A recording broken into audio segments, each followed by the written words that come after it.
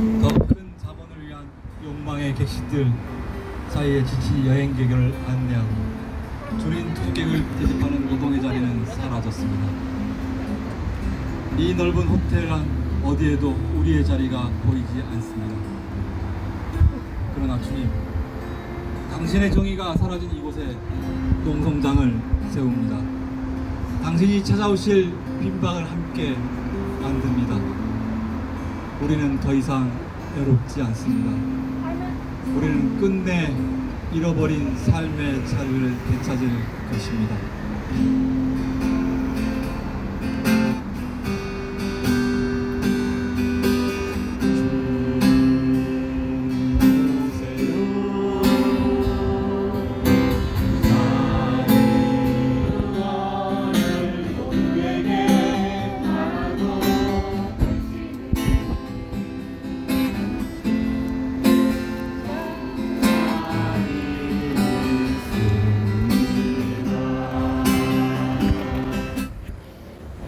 선으로 악을 이기셨던 주님, 이 시간 그 선이 다시 살아나셔서 이곳에 있는 부당한 정리해고로 고통당하는 억울한 세종호텔 해고자들과 노총 조합원들을 위해 함께 하시길 기도합니다.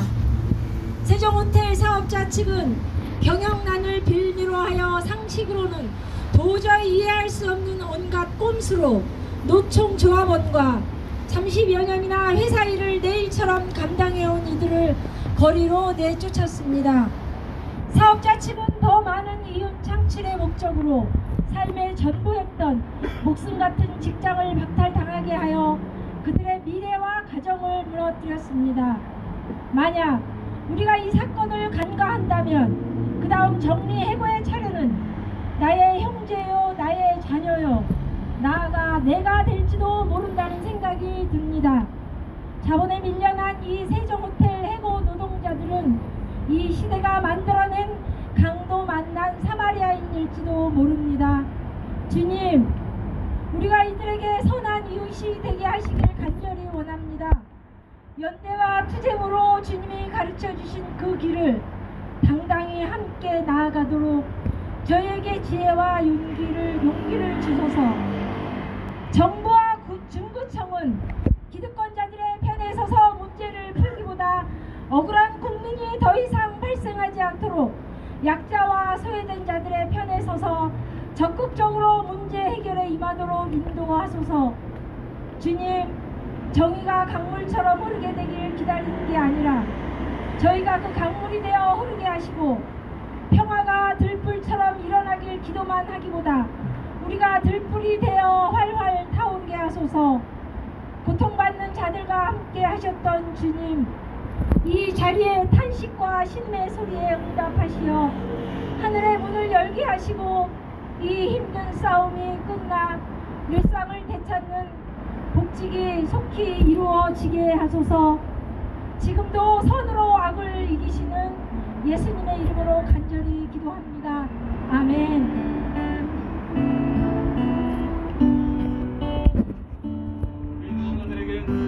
옆에 같이 할 동지가 있습니다. 자, 동지가 이번에는 힘차게 불러보도록 하겠습니다.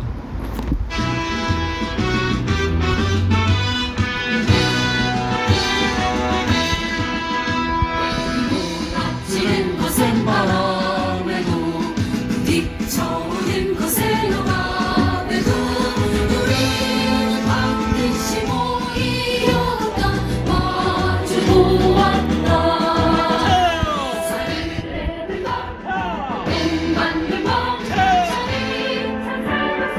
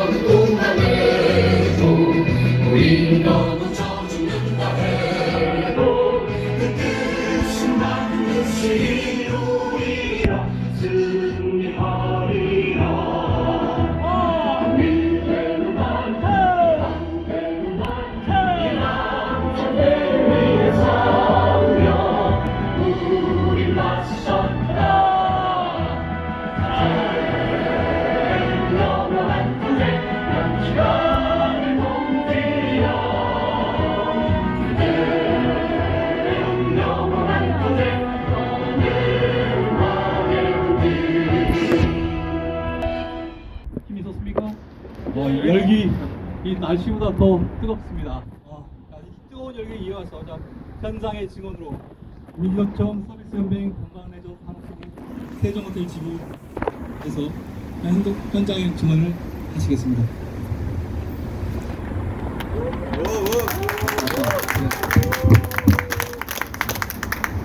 예, 안녕하십니까. 예, 세종호텔 현재 지부장을 맡고 있는 고진수라고 합니다. 투쟁으로 인사드리겠습니다. 투쟁!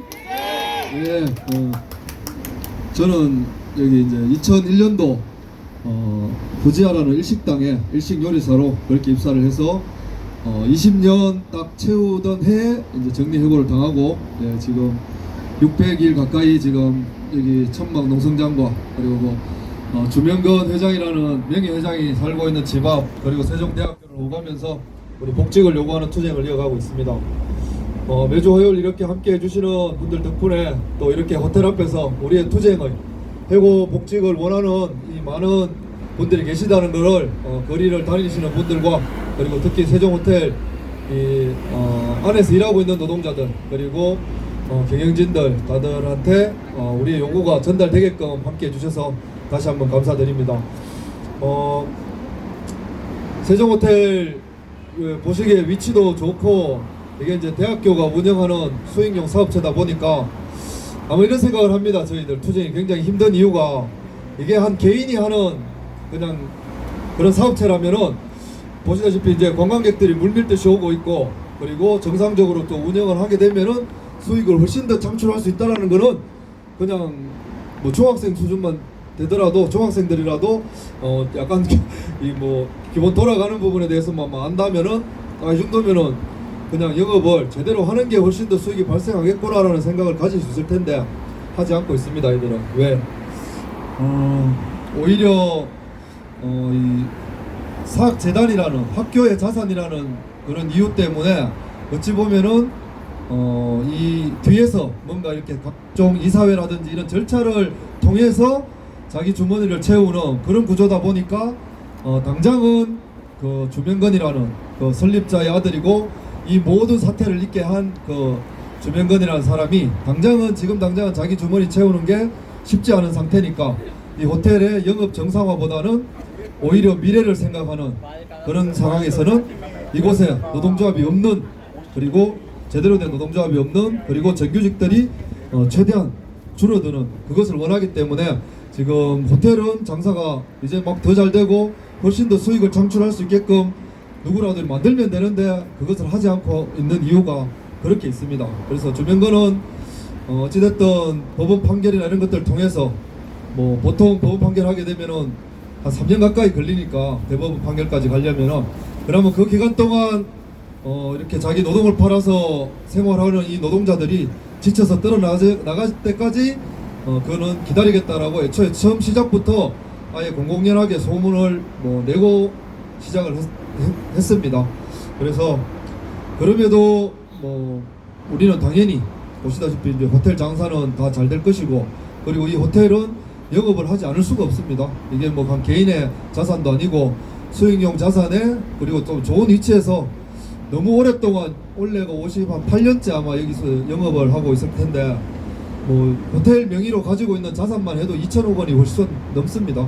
그리고 그 자산 가치는 계속 상승하고 있는 것이고 그래서 지금 해고자들 12명이 해고돼서 지금 투쟁하고 있는 동지들 한 9명 이렇게 투쟁하지만 이들 복직하는데 들어가는 비용 많지 않습니다. 1년에 거의 한 4억 5억 정도 될까 말까 한 금액인데 우리가 그렇다고 들어가서 그냥 4억 5억을 그냥 받고 있는 게 아니라 그 이상의 지금까지 해온 경력에 그걸로만 해도 충분히 그 수익을 발생시킬 수 있는데도 불구하고 이런 참 안타깝고 정말 분노스러운 게 계속 이렇게 이어지는 이유가 참 한국 사회의 구조가 너무나 아직까지는 자본가들에게 유리하게 법과 제도가 모든 것이 받쳐주고 있고 이것을 그냥 이렇게 해도 되는구나 하게끔 돌아가고 있는 것이 이 사회의 현실이다 보니 그게 너무 저희들도 답답합니다. 그래서 우리도 지금 2년 이제 600일이 거의 지나고 있으니 각자 생활에 대한 부분도 좀 많이 좀 힘들기도 하고 가족들 그리고 참 그래요. 그러니까 가족들이 조합원들이 지금 제일 힘든 게 거의 한 15년, 20년 이상씩 이곳에서 일을 하다 보니까 각종 가족들하고 애들, 저 최근에 이제 우리 해고당할 때 아기를 둘째를 낳았던 조합원은 유치원에서 부모 다니는 직장에 대한 부분을 쓰는 난이 있대요. 돈 지금 얼마 없어서 있는 거는 버틸만 한데 그런 부분이 너무 힘들다고 하더라고요. 그래 부모님이 애 늦게까지 이렇게 돌봄하는데 직장을 다니고 있다라는 그런 것들이 일단 뭐 문서상 이렇게 있어야지 그런 것들에 대해서 이제 좀 서류가 되는데 이걸 참 해고자가 이걸 뭐 어떻게 그런 방식으로 얘기를 해도 서류상으로는 남길 수 있는 게 없고 이러다 보니까 오게 되는 이제 자괴감이라든지 그런 여러 부분에서 지금 일상을 진짜 완전히 빼앗겨서 그리고 아시다시피 정리해고라는 거는 우리가 전혀 잘못하지 않은 상태에서 이렇게 회사가 이걸 오히려 핑계 삼아서 이 기회에 그냥 정규직 해고하고 노동조합 아예 그냥 뿌리 뽑겠다 이렇게 이제 생각하고 시작한 일이기 때문에 저희들도 좀 힘든 싸울 수밖에 없겠구나 생각도 했었고 지금까지도 이렇게 진행이 되고 있습니다. 하지만 뭐 한 가지 말씀드리고자 한다면은 그 일터 내가 일했던 일터가 이렇게까지 나쁘진 않았고 지금 이걸 모두 획책하고 조정하고 이 완성을 꿈꾸는 그자가 만약에 완전히 승리해서 세종호텔이 우리가 완전히 물러선 다음에 이 호텔이 돌아간다면은 그 일터는 정말 보나마나 너무나 힘든 그리고 노동자들에게 가혹한 환경이 될 건 불보듯 뻔하다 이것을 저희들도 알고 있고 그래서 어쨌든 지지 않으려고 최선을 다해서 복직해서 우리 노동조합 살리고 유지하고 그리고 새롭게 정상화되는 과정에서 현재도 지금 하청 노동으로 많이 채워져 있기도 하지만 그들도 뭐 저희들 굳이 그 자세한 노동 조건들 확인하지 않아도 이거 불보듯 뻔할 수밖에 없습니다. 자본은 어차피 이윤을 목표로 하고 그리고 조명건이 우리가 정리해고 되기 전 한 10여 년 동안도 얼마나 많은 이 노동에 대한 불법적인 것 그리고 악법으로 현장을 탄압하면서 해온 것을 우리는 너무나 경험하고 해왔기 때문에 그것이 갑자기 좋아질 수는 절대로 없다라고 저희는 확신하고 있기 때문에 우리 노동조합도 포기 쉽게 못하겠고 들어가서 새롭게 채워지고 이 노동의 일터 어찌됐든 다시 과거 진짜 15년 10년 전 이상의 그때 우리가 그래도 많지 않은 임금이지만 같이 주변에 일했던 동료들 같이 정말 그냥 일하면서 호텔리어가 웃으면서 일할 수 있는 그런 일터 그래도 였었습니다. 그래서 그런 일터 다시 복원을 시키기 위해서라도 저희들이 싸움 포기하지 않고 복직할 때까지 그렇게 싸워 나가겠습니다. 그 길에 함께 해주시는 또 우리 기독교 대책위 우리 동지들께 다시 한번 감사드리고 앞으로도 복직하는 그날까지 기도하며 투쟁하는 그날까지 하면서 끝까지 함께 투쟁하겠습니다. 감사합니다. 투쟁! 네.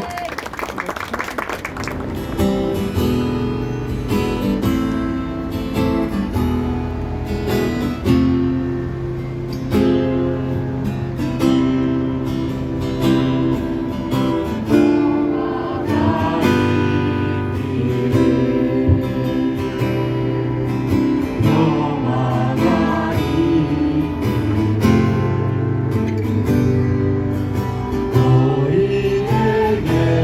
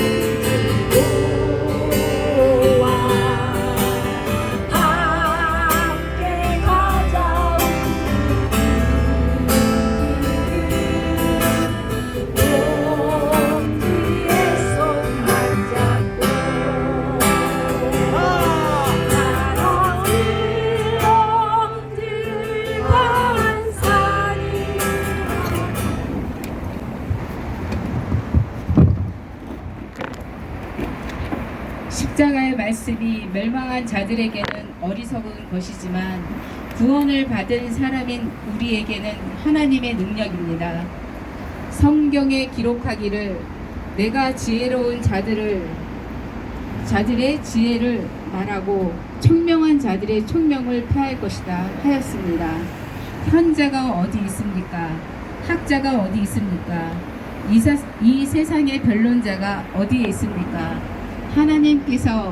하나님께서는 이 세상의 지혜를 어리석게 하신 것이 아닙니까? 이 세상은 그 지혜로 하나님을 알지 못하였습니다. 하나님의 지혜가 그렇게 되도록 한 것입니다. 하나님께서는 어리석게 들리는 설교를 통하여 믿는 사람들을 구원하시기를 기뻐하신 것입니다. 유대 사람은 기적을 요구하고 그리스 사람은 지혜를 찾으나 우리는 십자가에 달리신 그리스도를 전합니다. 그리스도가 십자가에 달리셨다는 것은 유대 사람에게는 꺼리낌이고 이방 사람들에게는 어리석은 말씀입니다.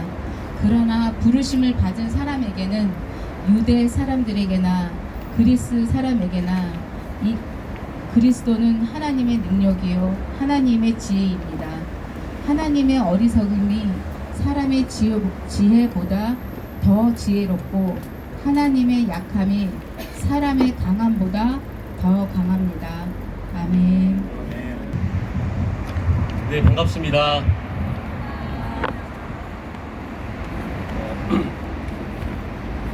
일단 말씀 마지막 부분에서도 한번 같이 외쳤으면 좋겠는데요. 복직하는 그날까지 기도하며 하면 여러분이 투쟁 이렇게 한번 해주시면 좋을 것 같습니다. 복직하는 그날까지 기도하며 투쟁! 여러분 혹시 그 히어로가 나오는 영화 좋아하십니까? 최근에 영화나 드라마 히어로물이 되게 많은데요. 얼마 전에 무슨 소문이죠? 경이로운 소문인가요? 예. 저희 아이들과 그 드라마를 보다가 아이들이 그렇게 묻더라고요. 아빠 진짜 저렇게 나쁜 사람들이 있을까? 네.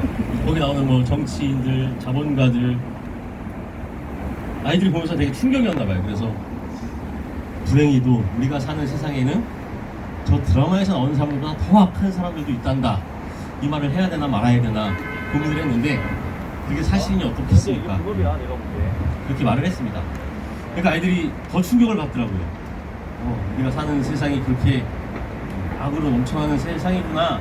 아마 이런 생각을 하고 충격을 받았던 것 같은데 지금 우리가 싸우고 있는 이 현장, 드라마나 영화에서나 볼 법한 그런 악행을 일삼는 악덕 자본가 그리고 사학, 재단 그 일들이 고스란히 일어나고 있는 현장입니다. 그래서 아마 우리는 그 히어로물을 되게 좋아하는 것 같아요. 그래서 우리가 흔히 보는 영웅이 등장하는 히어로 영화나 드라마에서 보면 선한 영웅들, 히어로들은 왜 등장을 하죠? 악인들이 세상을 정복하거나 파괴하려고 하자 그것을 막기 위해서 세상을 지키고 인류를 구하기 위해서 히어로들이 등장을 합니다. 자, 히어로들은 악인, 그러니까 빌런이라고 그러죠. 악당이 등장을 해야 등장을 합니다. 그런데 그와 달리 악당들은 어떻게 등장하죠? 히어로가 있어서 등장하는 악당 생각보다 많지 않습니다. 악당들은 그냥 이유가 없습니다. 등장해요. 왜? 세상을 정복하거나 인류를 파괴하기 위해서 등장합니다. 그래서 늘 영화를 보면 선이 먼저가 아니라 악이 먼저 등장을 합니다.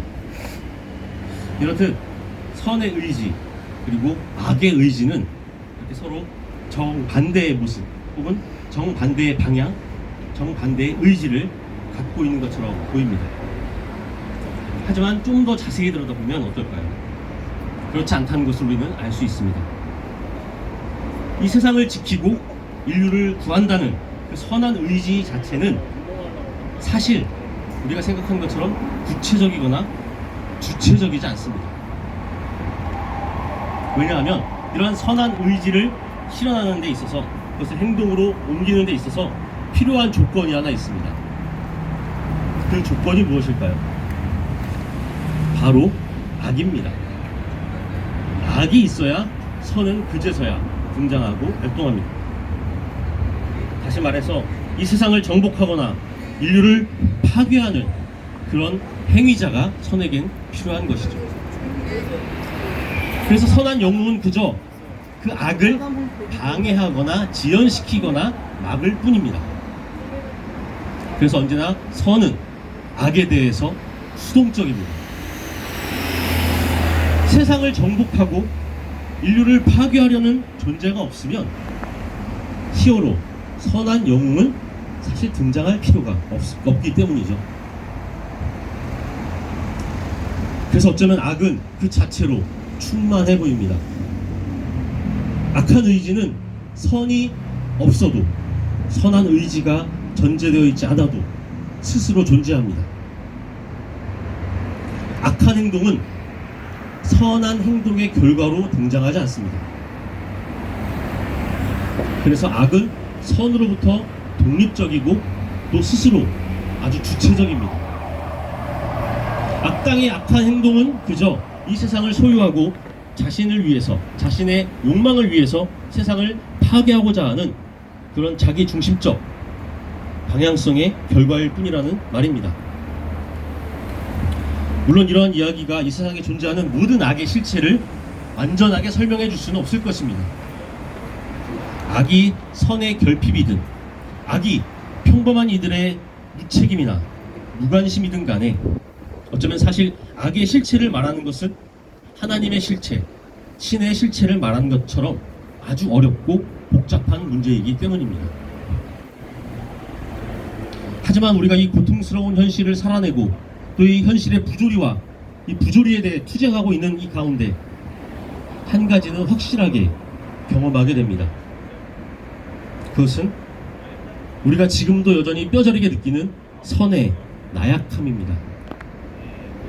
사실 악에 대해서 선은 너무나도 나약합니다. 악이 스스로 주체적이고 독립적인데 반해 선은 늘 피동적이고 종속적입니다. 악의 결과에 따른 의지이기 때문이죠. 악의 의지는 스스로 충만하고 또 그만큼 무자비한데 반해 선의 의지는 언제나 무력해 보이고 뭔가 부족해 보입니다. 제가 아까 말씀드렸던 그 경이로운 소문 시즌2의 한 에피소드에 나오는 대사입니다. 소위 메인 빌런이라고 하죠. 가장 강력한 악귀가 가장 강력한 히어로에게 하는 말입니다. 좀 정확한 대사는 아닌데요. 네가 아무리 강한 힘을 갖고 있어도 나를 이길 수 없는 이유는 바로 네가, 이 히어로가, 주인공이 지켜야 할 것이 너무 많기 때문이다 라고 말합니다. 주인공은 힘이 충분함에도 불구하고 나 외에 다른 약자를 지키기 위해서 늘 악에게 당합니다. 악은 승리하기 위해서 그 주인공 주변의 약한 존재들을 먼저 공격합니다. 우리의 현실이 이와 너무나도 흡사해 보입니다. 그래서 선은 늘 악에 대해서 어쩌면 너무나도 나약하고 무능합니다. 오늘 본문 말씀에서 바울은 이렇게 말합니다. 십자가의 말씀이 멸망할 자들에게는 어리석은 것이지만 구원을 받는 사람인 우리에게는 하나님의 능력입니다. 당시 바울과 또 고린도 교회가 처한 상황을 살펴볼 때 이 바울의 선언은 왠지 너무나도 슬프게 다가옵니다. 저 강력한 로마 제국의 박해 가운데 있으면서 이미 그 제국의 힘에 의해서 무참히 무력하게 십자가에 처형당했던 예수를 기다렸던 그 초대교회 공동체들의 고통 가득하고 절망스러운 모습이 떠오르기 때문입니다. 이 초대교회는 그 기다림에 지쳐서 벌써 서로 제 살 길을 찾아 뿔뿔이 갈라져 흩어져 가고 있었습니다. 이미 그들에게 예수의 말씀과 그 삶의 의미는 희미해져만 갔습니다.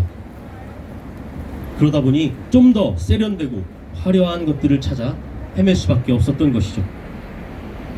소위 그리스 로마 문화권의 그 화려한 항구 도시 고린도, 다양한 문명들이 만나고 무역과 상업이 발달했던 그리스 최대의 도시 고린도, 그곳에서 십자가에 처형당한 갈릴리 청년 예수의 가르침을 온전히 따르고 또 그의 다시 오심을 온전히 기다린다는 것은 어쩌면 아주 어리석은 일인지도 모르겠습니다.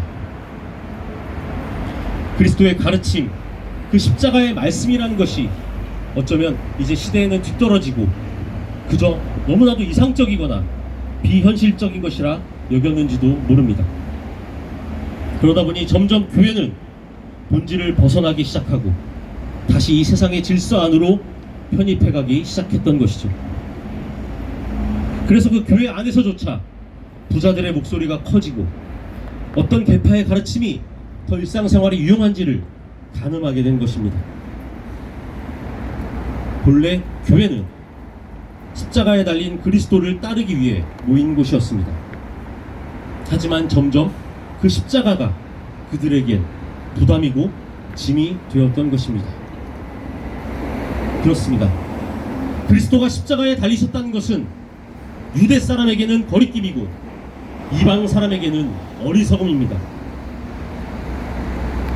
바울의 이러한 일갈은 어쩌면 이제 서서히 선의 의지에서 돌아서 악을 향해 기웃거리던 고린도 교회 공동체가 가진 그러한 솔직한 상황, 그 심정이었을지도 모릅니다. 기다림에 지쳐 자신의 욕망에 다시 눈을 돌리고 다시 자기 중심 안으로 회귀하던 그 고린도 교인들에게 이제 그리스도의 십자가는 너무나도 나약하고 무력한 것이었습니다.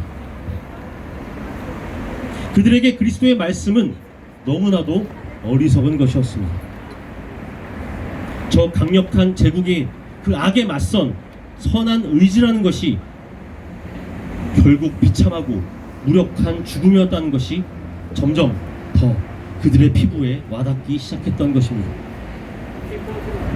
그래서 그들은 그리스도를 기다리기 위해서 모였지만 그 기다림 가운데 그 의지와 그 뜻을 실현하기 위해 함께했지만 현실과 마주하면 마주할수록 오히려 그 그리스도의 무력함과 나약함만을 뼈저리게 경험하게 된 것입니다. 그들에게 십자가의 그리스도와 그의 다시 오심에 대한 기다림은 그저 악에 대해서 피동적이고 종속적인 그런 무력한 선으로밖에 다가오지 않았기 때문입니다. 그 수동적인 기다림, 그 무기력한 기다림은 결국 그들을 서로 갈라놓고 결국 생명력을 잃은 그런 공동체로 전락하도록 만들었습니다. 사실 우리가 그리스도인으로서 기다리는 그리스도, 그는 이 땅에 살았던 한 인간일 뿐이었습니다. 특별히 그는 태어날 때부터 인간들이 정해놓은 경계선 바깥에서 태어난 그런 사람이었습니다. 그는 집 안에서도 그렇다고 집 밖에서도 태어나지 못했습니다.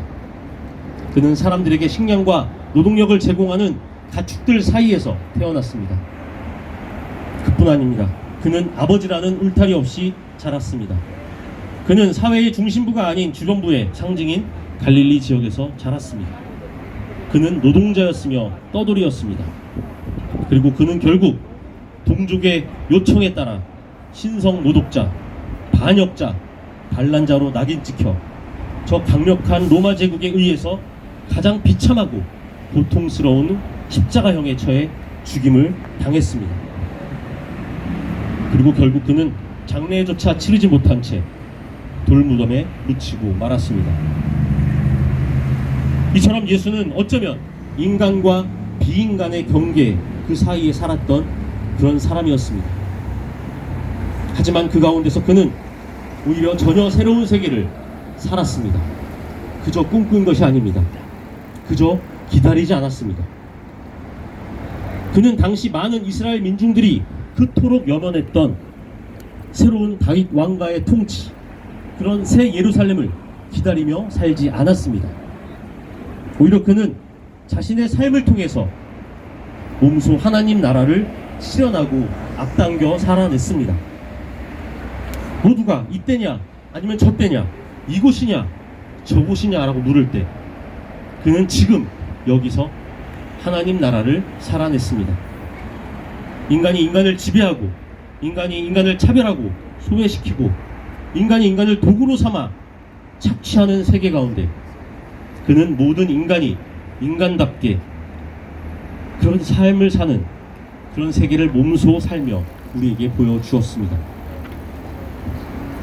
예수는 모든 정치적, 경제적, 종교적 권력 구조와 또 그로부터 발생하는 모든 억압을 무효화시키며 하나님이 직접 통치하는 새로운 세계가 바로 이것이다 라는 것을 몸소 드러내 주셨습니다.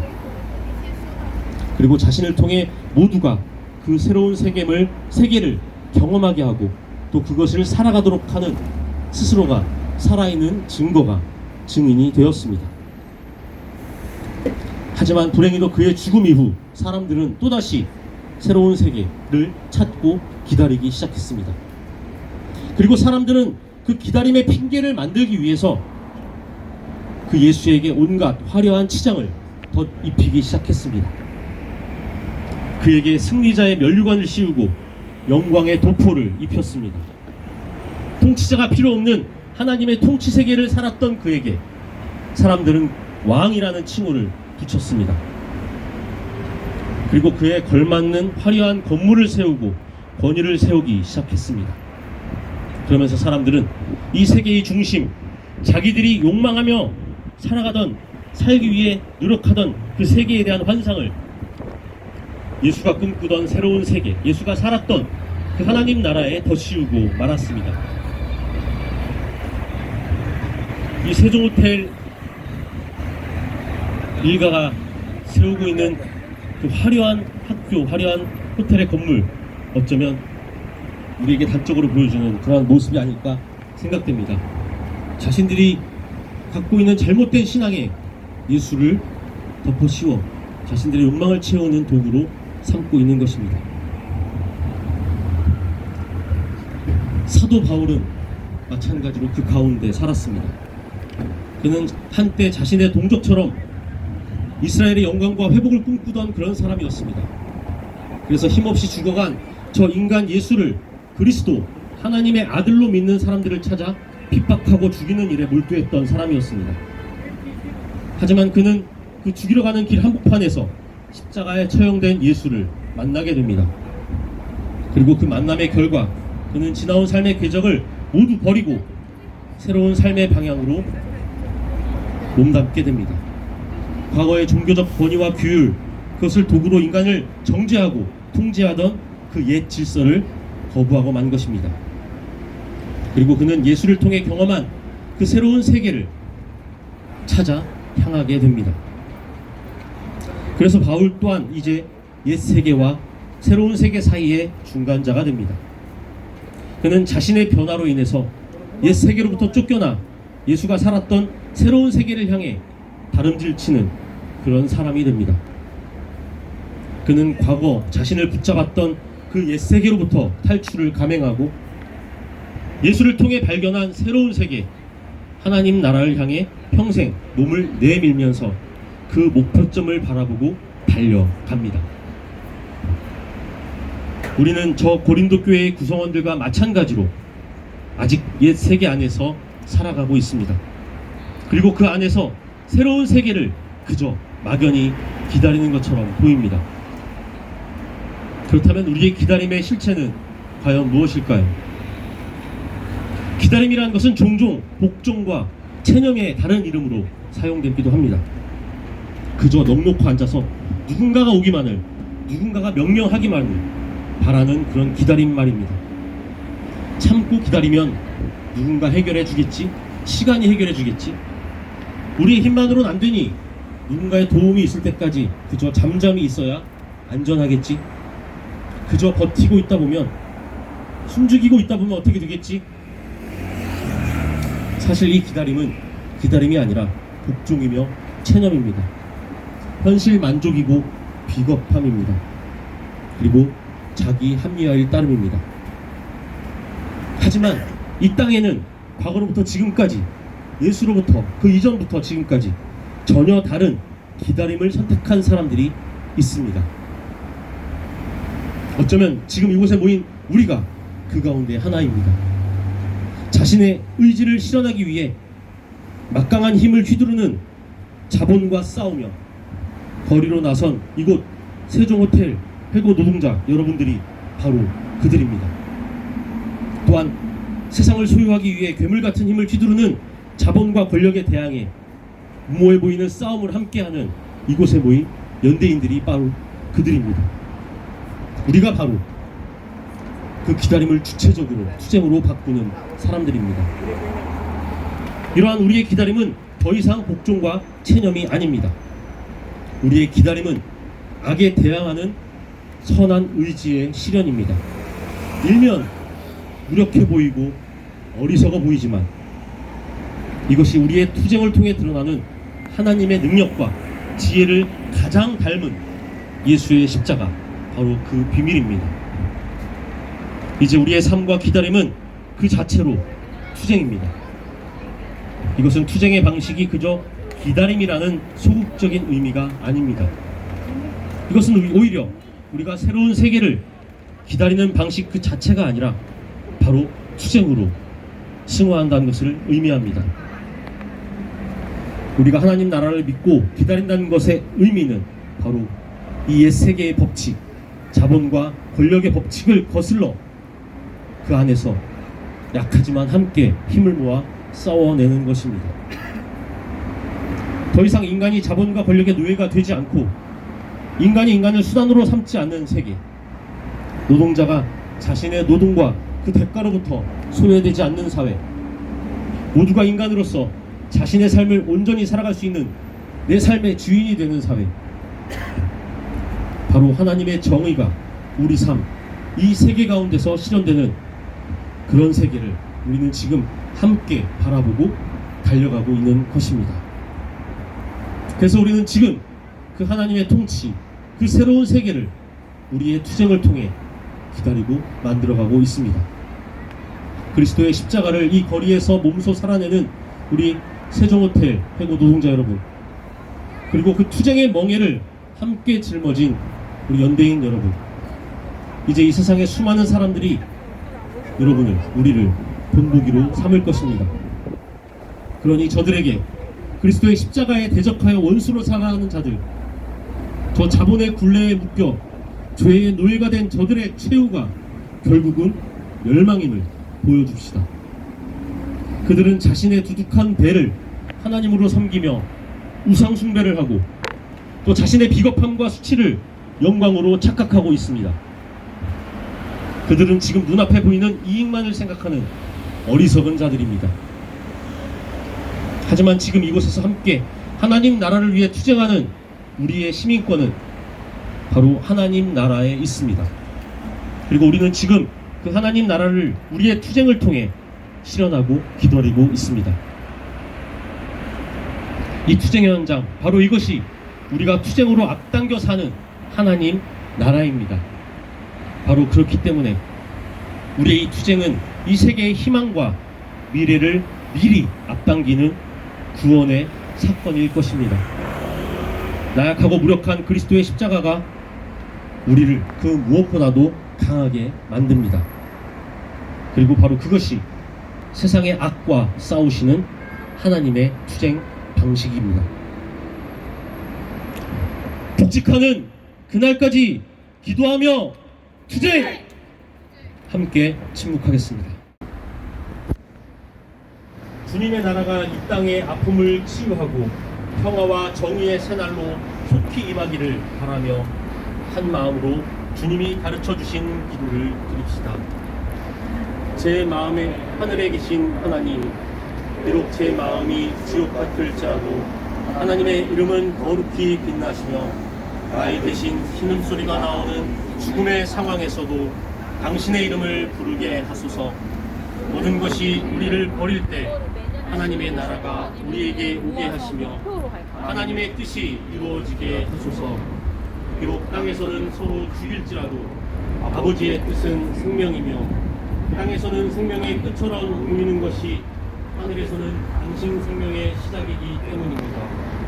오늘 우리에게 일용할 양식을 주소서. 그리고 이 양식을 위해 기도하게 하소서. 우리가 서로 나누지 않거나 배가 불러 나 자신이 가련한 피조물임을 잊지 않도록 기도하게 하소서. 우리 죄를 용서하시고 시련 중에 죄와 유혹에서 우리를 보호하소서. 죄와 유혹은 결국 아버지를 믿지 않고 아버지의 사랑을 받아들이지 못하게 할 뿐입니다. 우리를 우리 자신으로부터 풀어주시고 우리를 하나님 안에 아버지의 자유와 생명 안에서 해방하소서. 아멘. 먹여 눈물 닦아줄 때에 한 사람 한 사람 먹여주셨던 주님 기억합니다. 얼마나 오래 가슴 졸이며 빵을 모을 수 있나. 얼마나 오래 여린 밤을 날마다 희망이라오. 저들에게 진실을 알게 하리라. 우리가 지쳤다고 믿는다면 그건 밤밤의 꿈이라는 것. 동지들아 몰아쳐가자. 끝이 보일수록 처음처럼. 동지들아 몰아쳐가자.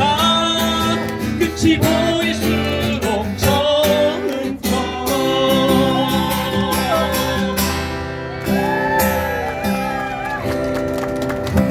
네, 우리 함께 공동 축도 드리며 예배 마치도록 하겠습니다.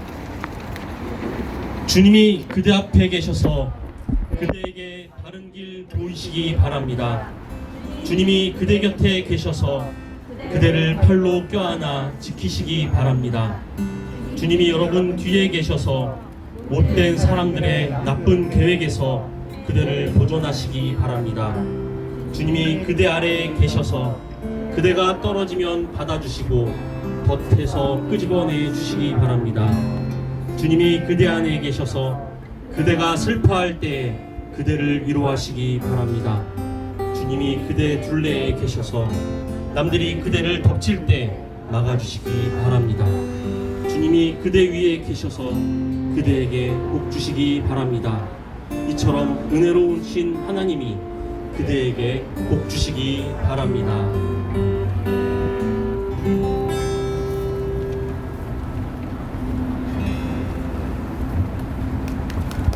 이상으로 예배를 마치겠습니다.